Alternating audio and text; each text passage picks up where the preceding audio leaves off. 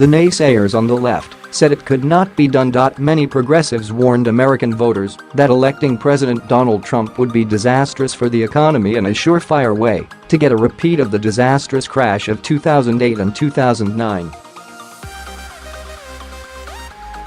Hillary Clinton even proclaimed to one and all that electing Trump to the presidency would surely cause yet another recession. An article from CNN Money from October 24, 2016, proclaims almost everyone on Wall Street currently predicts Hillary Clinton will win the White House. A Trump triumph would likely cause investors to flee stocks to the safety of gold and bonds.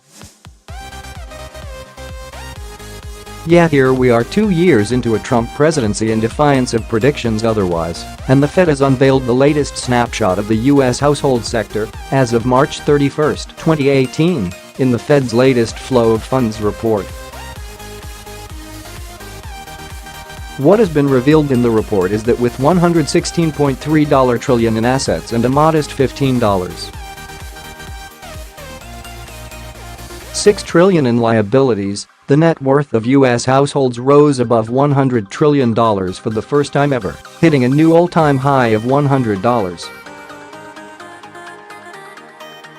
$8 trillion, increasing for 10 consecutive quarters and up $1.0 trillion as a result of an estimated $490 billion increase in real estate values, as well as a $511 billion increase in various stock market-linked financial assets like corporate equities, mutual and pension funds, and deposits as the markets soared to new all-time highs in the first quarter. Trending, Obama busted alerting IG report before release, he scrubbed it all. Now we know what he's hiding from the Wall Street Journal. Americans' wealth surpassed the $100 trillion mark for the first time in early 2018 as rising home prices offset the hit to households' assets from a stock market swoon in the first quarter. Household net worth, the value of all assets such as stocks and real estate minus liabilities like mortgage and credit card debt, rose by 1% from the previous quarter, or more than $1 trillion, to a record $768 trillion, according to a report released by the Federal Reserve on Thursday. Total household assets in Q1 rose $1 trillion to $116.3 trillion, while at the same time, total liabilities, i.e. household borrowings, rose by only $44 billion from $5 trillion to $15.6 trillion, the bulk of which was $10.1 trillion in home mortgages. The breakdown of the total household balance sheet as of Q1 is shown below. Meanwhile, Hillary has once again been proven wrong in her doom and gloom assessment, spewing lies about anyone and everyone in an effort to get what she wants. In this case, it was to be President of the United States of America.She repeatedly cited the multiple times his businesses filed for bankruptcy as an example of President Trump's fiscal ineptitude. Meanwhile, she herself claimed to be broke in a woefully transparent attempt to relate to everyday Americans.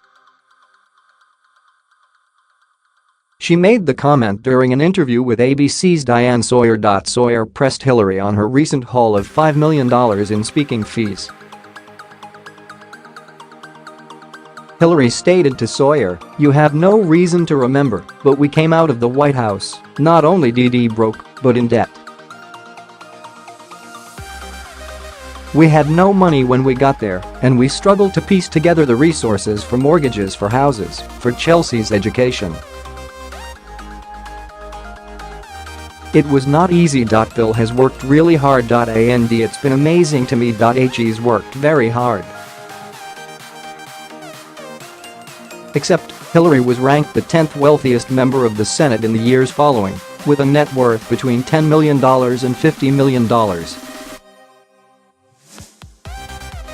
A few weeks before they left the White House, the Clintons were able to muster a cash down payment of $855,000 and secure a $1 995 million mortgage. This hardly fits the common meaning of DD broke. She also completely ignored the fact that many successful people, including past presidents, have gone through rough financial patches only to recover, earning back what they lost and more. Presidents Thomas Jefferson, Abraham Lincoln, Ulysses S. Grant, and William McKinley were also forced to file for bankruptcy during their lifetimes. What Hillary failed to capture or even mention is that President Trump has always managed to earn back what he lost, and even more. He has been remarkably business savvy, working hard for the American people since his election. He has chosen to take no paycheck while in office, but instead has chosen to donate that paycheck to various entities in an effort to further help the American people. The rising property valuations are an especially encouraging sign, given the hit the housing market took back in 2008, leaving many Americans with negative equity or in foreclosure. Overall, the value of households' real estate rose by $489.6 billion. This reflects how high home prices are rising across the nation.